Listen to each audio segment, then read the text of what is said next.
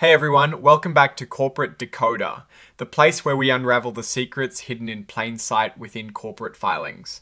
Today we are diving deep into SHF Holdings Inc. And let me tell you, this filing is packed with more twists and turns than a penny stock after a cryptic tweet. So, what is the big news? SHF Holdings Inc. has just dropped what is called a Form 8K, which is basically an official announcement of significant events. Think of it as a Company S way of saying, hey, something big just happened and you need to know. And boy, did something big happen for SHF. The main event here is a big money deal, what they call a securities purchase agreement. Basically, SHF Holdings sold a bunch of new stock and warrants to investors for about $28.8 million. Now, that sounds like a lot of cash, but the filing tells us that after some clever maneuvering where some investors actually paid by cancelling existing debt or giving the company assets, the company ended up with about $6.3 million in new cash. It is like they paid off some bills and got cash too. Pretty neat trip. They also issued something called Series B convertible preferred stock. This is special stock that can later be turned into regular common stock, which is what most of us think of when we say shares. They also sold warrants, which are basically options to buy more stock at a set price in the future. This whole deal allowed them to raise capital, which is a fancy way of saying they got money to run and grow their business. Now, let's zoom in on this securities purchase agreement. The buyers weren't just handing over cash. Some of them used existing debts they were owed by the company or even assets to pay for these new shares. This kind of creative financing can be a sign of a company trying to be really resourceful, or sometimes it can signal that they are having trouble getting traditional loans. In this case, it seems to have worked out as they reported around $6.1 million in net proceeds. And here is an interesting little detail: some of the company's own managers and board members were among these buyers. That can be a good sign showing they believe in the company. However, the filing notes that getting the common stock linked to these shares will need approval from the shareholders because of NASDAQ listing rules.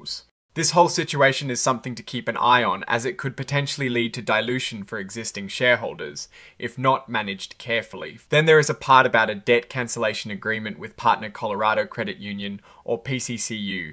It seems SHF Holdings owed PCCU about $10.7 million.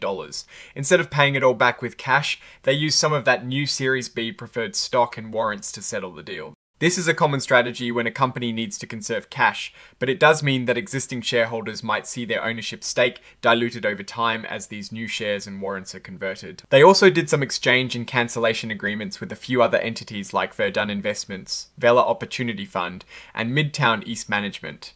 This looks like they were unwinding some older agreements, possibly a forward purchase agreement, by giving out more of that Series B preferred stock and warrants. It is like cleaning up old financial messes by issuing new paper. And get this, they also exchanged some convertible notes that they had issued earlier for more of this Series B preferred stock and warrants. It seems like they are really consolidating their debt and equity structure, turning various forms of obligations into preferred stock and warrants. The good news is that after all these exchanges, the report says they have no outstanding convertible debt left, which simplifies their financial picture considerably. Now, why is all this happening?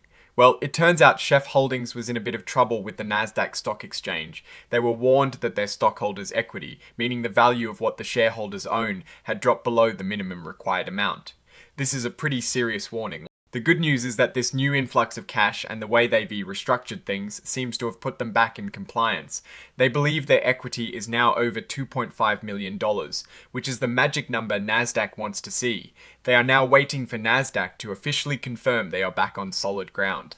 This whole situation highlights how crucial maintaining adequate equity is for a company listed on a major exchange. To make all of this official, they filed a certificate of designation for the Series B preferred stock. This document lays out all the rules for this new stock. It basically says that it can be converted into common stock immediately, has a stated value of $1,000 per S-share, and the conversion price is set at $7.7644.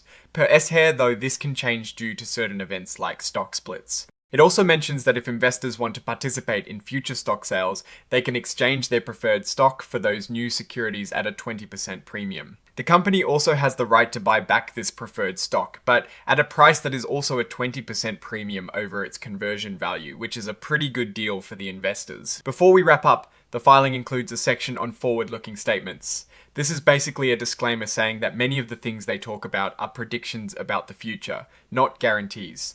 They use words like anticipate, believe, and expect, and they're warning investors that actual results could be very different due to various risks and uncertainties, including things like government shutdowns and volatility in capital markets. This is standard practice, but it is always good to remember that the future is uncertain. So, what is the big picture here? SHF Holdings executed a significant financial maneuver, raising capital by selling preferred stock and warrants, and using some of those instruments to pay off debt and settle old agreements. The key takeaway is they've hopefully put themselves back in good standing with Nasdaq after being in danger of delisting. However, the issuance of new stock and warrants, especially when management is also buying in, always brings the risk of diluting existing shareholders. The company is making moves to simplify its financial structure, but the long-term success will depend on how effectively they use this new capital and navigate the inherent risks they've acknowledged in their forward-looking statements.